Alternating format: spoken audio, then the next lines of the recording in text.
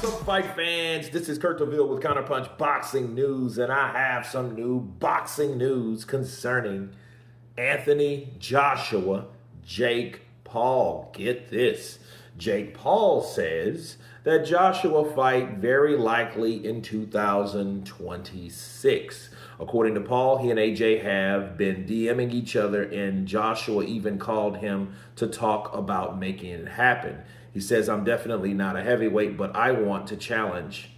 I want that challenge. Anything is possible. Paul said in the fight press conference. He compared himself to smaller Deontay Wilder and insists the matchup is real. But come on, AJ versus Jake Paul, a two-time world championship against a YouTuber turned cruiserweight boxer. Let me counterpunch. AJ would have to deteriorate for a great deal to get beat by Jake Paul. Now, Jake Paul is a guy that you got to give him credit. I mean, he may sell wolf tickets at times. He may fight people that may be on the take. But that doesn't have anything to do with his ability to go 10 rounds. He's able to go 10 rounds with guys that were worth a shit, to be fair. Because Chavez admitted that he used to be worth a shit, and he is no longer that. But Jake Paul fighting Anthony Joshua, it's a dangerous fight because one shot could take him spark out. Jake Paul, he can take shots, but from heavyweights, real heavyweights, heavyweights. He'll get himself in trouble. He'll be knocked out like Francis Ngannou was. And Francis Ngannou is a heavyweight. He's just not a boxing heavyweight. Whereas Jake Paul would have to give AJ so much money to take a dive, and I don't even know if he can do that. I think he knows he's in danger dealing with somebody like AJ. But he also knows that's a fight that he can walk in. As long as he walks out, he wins. Okay? Because if he gets carried out, that's a whole different issue. Because that means he got himself in trouble. He got himself knocked out. Or hopefully not worse. But he will make so much money from fighting AJ. That's a money fight. That's the type of fight that, because it's Jake Paul, go to speak. Because, some shit like that may be on Netflix. Then probably streamed on DAZN since AJ's exclusively with DAZN.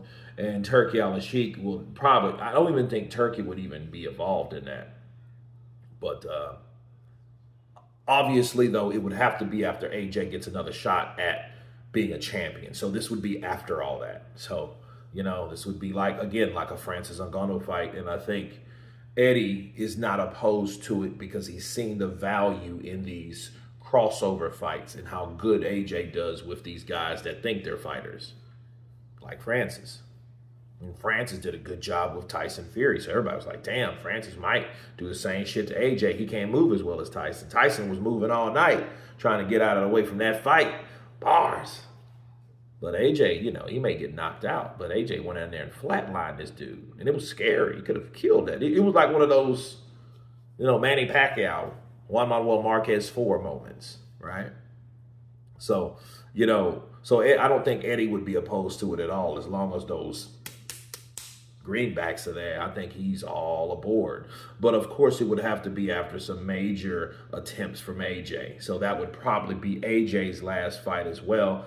Whereas Jake Paul is coming in to see how well he can do at heavyweight and probably get chin doing it. But, it's AJ, bro. So, you know what I mean? If you're going to trash Jake Paul from getting knocked out by AJ, you should trash Francis Ngannou too, right? Because, he's Jake Paul. So I don't think that he would have any shame getting knocked out by Anthony Joshua.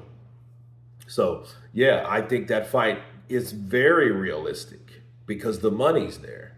You know what I mean? That's why a lot of people looking at Jake Paul totally different these days because they know the money's there. You see what I mean? They drug and dug up Julio Cesar Chavez Jr. for a reason because the money was there. We ain't seen Chavez in years. He fought once last year sometime, but before that, it was 3 years before we even, heard anything about him.